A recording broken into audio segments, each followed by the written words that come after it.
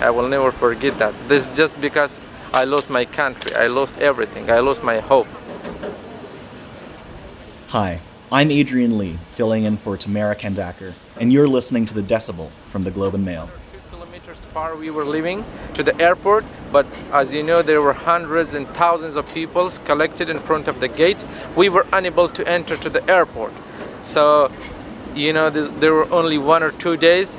We just lost all our hope. There was no hope for us because we thought we would be punished. That's Jaweed Hakmal. He's a 33-year-old Afghan man with 4 kids. And for 2 years, he worked with Canada's Special Forces in Kandahar, which is why the Taliban's capture of Kabul is a threat to his life. And here's another Afghan national named Mohammed Sharif Sharaf. And they will maybe keep in a hostage, maybe detain us, or maybe kill us. I don't know. Mohammed is a translator and fixer who worked with the Globe and Mail's senior international correspondent, Mark McKinnon, while he was covering the war in Afghanistan. These men and their families were stuck there. The Canadian military tried to get them onto planes, twice, before they stopped flying out of Afghanistan on August 26th. Then, the US State Department tried as well, but Jaweed and Mohammed couldn't get to the designated meeting spots. Totally 19 people we were from my family. So the explosion we hear the bullets every minute. We were hearing bullets, explosions close to the airport. A lot of people killed. So that's a terrible situation. So the Globe and Mail had to work with Ukraine's military and government. Ukrainian special forces actually went into Kabul to escort the men and their families to a plane. But these guys, they were just angels. They were having a big heart. They just come out just because of us. Whether we are not Ukrainians and we are not supporting Ukrainians, but as a humanitarian support, they just came out and saved all our families. We really, really appreciate them. And for me, they're the real angels. They're the real heroes. They supported all the families. They give them food, everything, and sit us in a safe place. After a few hours, we moved to Islamabad. For 4 or 5 hours, we were having stay in Islamabad.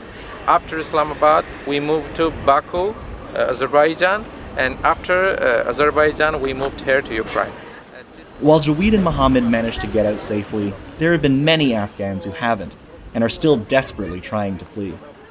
Like the story of one Afghan Canadian woman who spoke to the Globe anonymously, who went back to Afghanistan to take care of her ailing father in July.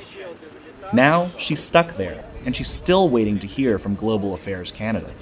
There was just a sense that people were still working that 9-to-5 job in Ottawa and not realizing how much of a crisis this was. The Globe's Ottawa bureau chief, Robert Fife, joins us today. He'll tell us what we know about Canada's evacuation efforts in Afghanistan and what's being done to help Afghans like Jaweed and Sharif as the last Western troops withdraw from the country. That's today on The Decibel.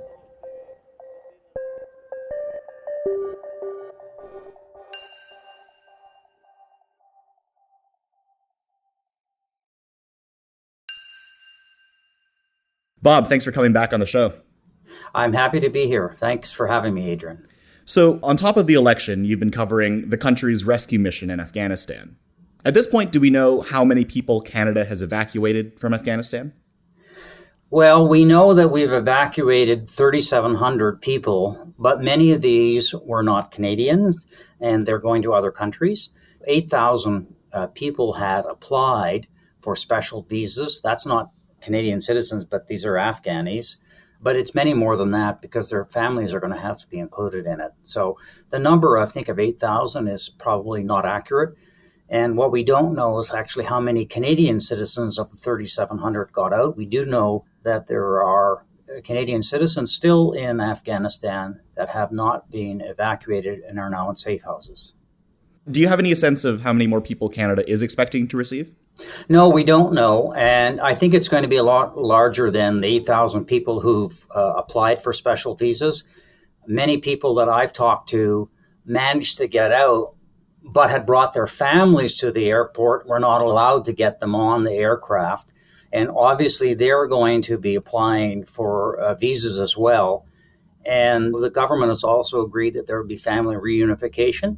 So there is going to be significantly more Afghan people leaving Afghanistan when the situation makes it safer for them to go.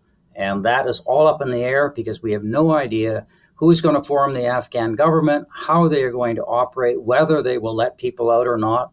So a lot of question marks here. But the good thing about this, Adrian, is that the international attention is focused on this. And in the meantime, we hope that people will not get killed because we do know the Afghan Taliban are going house to house searching for people. And we do know that some people have been killed.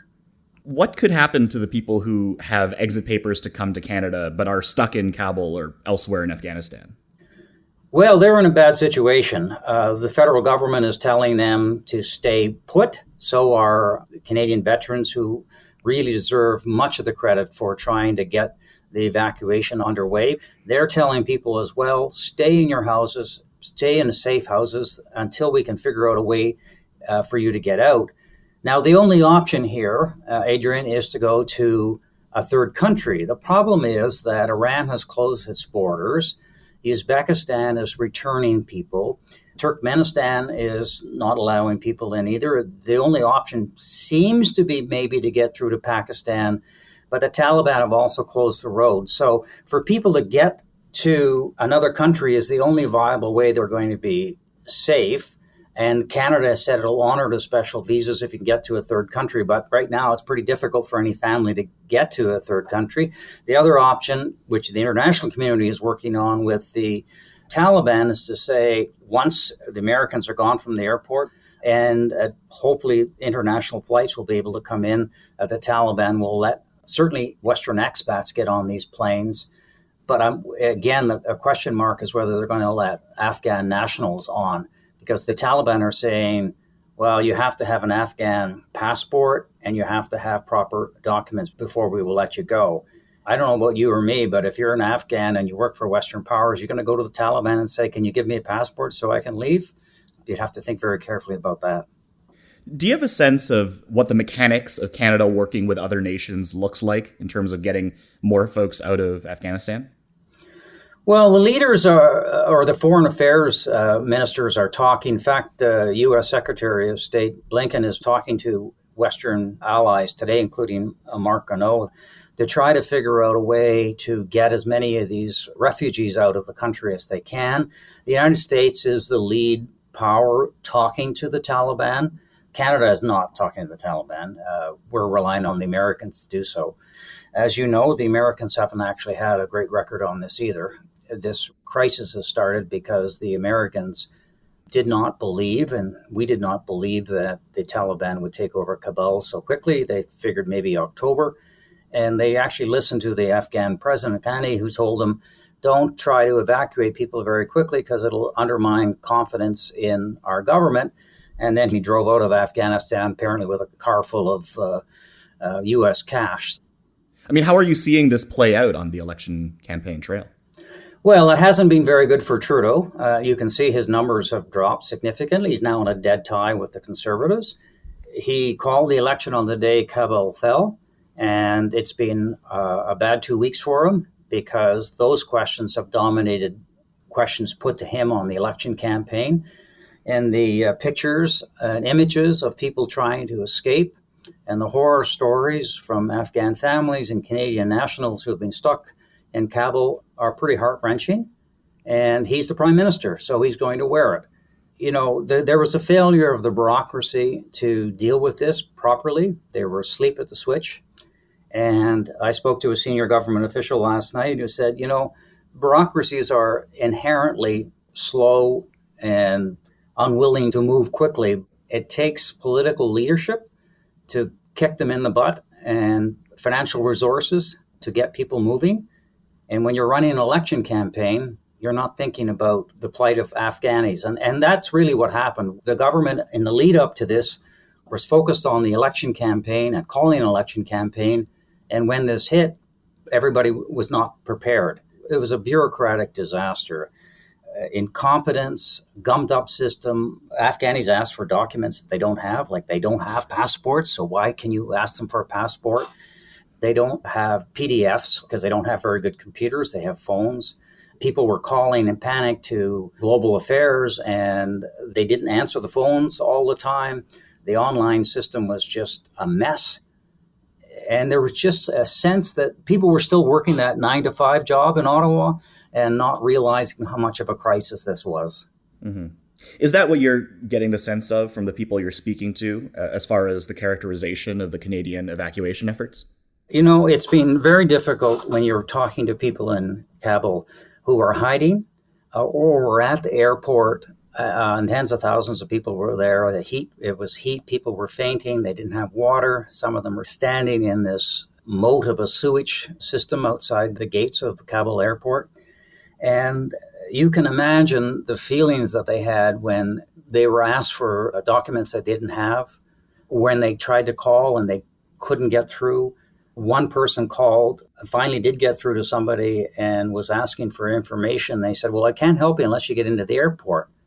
Well, I can't get into the airport because I don't have these documents. Can I speak to a supervisor? Sorry, we can't. He's on the phone. We can't help you. Here you go, guys. We are waiting for the Canadian guys, where we are asking them to at least support us and cross out of this canal. And they are completely ignoring our yelling and shouting.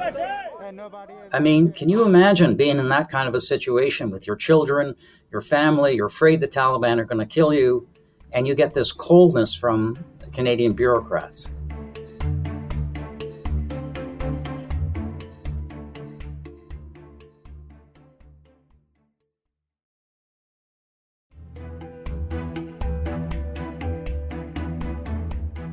In maybe a sort of good news story out of all this, there was a report from Mark McKinnon, one of the Globe and Mail's international correspondents, about a mission out of Ukraine to evacuate some Afghan translators to Canada. What do you know about what happened there? These were translators that Mark had been working with for over a decade or so when he was covering the war in Afghanistan. And for obvious reasons, he wanted to do the right thing by these people to get them out. And they were very much in danger of being killed or tortured or beaten because they'd worked with Western media. And Mark tried to move heaven and earth trying to get these people out. He tried the immigration minister's office. He tried the national defense. He tried everybody. And there were a couple of times when we got them to the airport and looked like they were going to get on, and they didn't get on. And finally, exasperated with the inability of the Canadian government to help these people, he, over the years, had been doing a lot of coverage in the Ukraine, and he went to the Ukrainian government and asked them for their assistance, and they used Ukrainian special forces, went and got these people, brought them to the airport, put them on a flight, and they're now in Ukraine, and they will be in Canada, in the next few weeks or so. Yeah. Just to pull back a little bit, what do we know about how the Taliban was controlling the Kabul airport? Well, initially when they took over Kabul on August the 15th, it was sort of a Wild West in a sense that they were trying to control the city, and they were paying less attention to the airport. So tens of thousands of people managed to get to the airport. But within that week, they began to set up roadblocks and checkpoints, a web of them all around the airport. And they did let people through with Western passports. They didn't let people through who were Afghan nationals. And a lot of these people had to get to the airport through however means they did. They managed to get there. But the problem, when they got to the airport, it was very difficult to get in. The Americans were controlling the gates. And even though our defense minister said that the Canadians were at every gate, they weren't at every gate, because I spoke to people who would arrive at the gate, even with Canadian passports, and the Americans would turn them away. And there were no Canadians there. If there had been Canadian there, they should have been allowed in. And by the end, before the suicide bombings, the Taliban actually stopped people. They just were not letting anybody through the airport, which is why Mark was able to get the Ukrainian special forces went in to get those people out. What does the Canadian government say as to why they didn't pursue approaches that seemed to work for other countries, things like helicopters and buses with Taliban guards to get people out? Well, we know the Americans, the French, and the British did use helicopters and put special forces on buses to bring people. When we've asked the Canadian government, they have always said, well, we can't talk about what we've done for security reasons. These are operational details that we cannot discuss. The fact of the matter is, we didn't do any of that. The most we did was to extend the corridor to the Baron Hotel, which was near the airport, where Canadians were told to gather, or Afghanis who had been on our list to be evacuated. They would meet at that Baron Hotel and bring them there, but they never went into the city. But the government's view was, we can't tell you this. What happens next in Afghanistan? Well, isn't that a good question? We don't know. That's why the discussions are going on with the Americans and other Western powers. I think what they're trying to do is hold out the prospect of international aid to Afghanistan, which is highly dependent upon international aid, to say, look, you've got to let people out.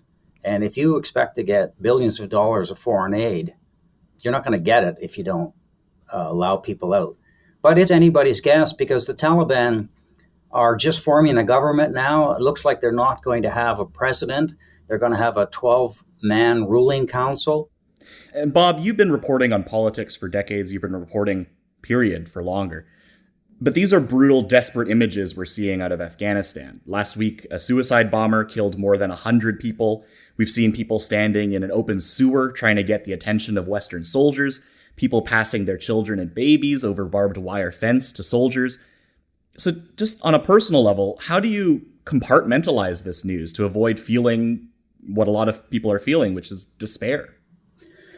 Well, I'll tell you, it's the personal stories that get you, because you're talking to somebody, for example, who's at the airport with their children and they're scared stiff and they're begging you to help them. And those things really eat at you. I'll give you just two examples. There was a Canadian man. He had a Canadian passport, but his children didn't. And I just felt that I had to name him. And I interviewed him, and I did name him in the Globe. And I was a little worried about it because I didn't want anything to happen to him. But the next day, he got a flight out. And then a couple of days later, there was another man his wife was a Kabul police officer. So if she gets caught, she's in debt. They were in safe houses. They went to the airport. They spent 3 nights at the airport. They have young children. And I interviewed him, and then I thought, I never asked him whether I could use his name. So I called his daughter and I said, look, I'm taking a chance here, but I think we should name him, because I don't think he's going to get on a flight if we don't put him in the paper, because I think the governments react when they see the Globe is doing something. So I did name him, and she agreed, and we never heard from him. And I thought, oh God, I hope I didn't cause this guy to be captured or killed. And then she called me and said he got on the last plane. And I just felt so relieved. And I felt I did the right thing by doing this, but can you imagine how you would have felt if he didn't get out? And these are kind of decisions as journalists you have to make. Do you name them or not name them? You have to have discussions with either the person or the family before you do that. But this, I have been inundated. Every journalist has been inundated with people trying to get out of Afghanistan. The situation is pretty much all the same. They're either hiding in the safe house or they were at the airport. They have children. They've either got a special visa or they have a passport, but they have brought other family members with them, and they want the family members to be able to come with them, and they haven't been able to, or now they're back in safe houses. They can't trust their neighbors. They don't know whether the neighbors are going to rat them out. And these are just horrible, horrible stories. And the worst part about it is that we as journalists can't go there and report those stories because it's far too dangerous. And hopefully at some point we'll be able to, the Taliban may let journalists back in and we can have a better idea of what was actually happening on the ground there. But for the vast majority of Canadians, the stakes are so much less than what you've had to endure, which is to say, interviewing folks that, by dint of speaking to you, they well could die. What would you say to Canadians who are just looking at these images and feeling awful, much less the situation that you've had to go through?